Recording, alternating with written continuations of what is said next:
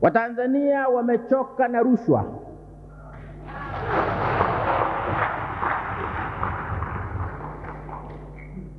Wajumbe wa zamani wa halmashauri kuu ya taifa watakumbuka nimelipigia kelele jambo la rushwa ningali mwenyekiti wao.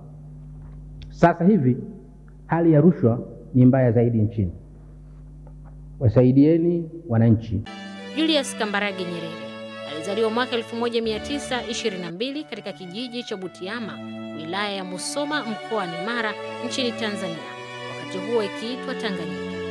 Alikuwa mmojawapo kati ya watoto 26 wa Nyerere Burito, chifu wa kabila la Wazanaki.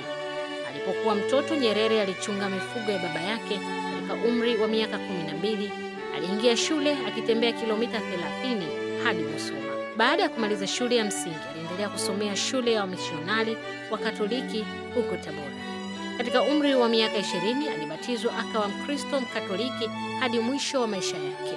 Mapadri wakaona akili yake kubwa, walimsaidia kusomea ualimu huko Makerere, Kampala nchini Uganda.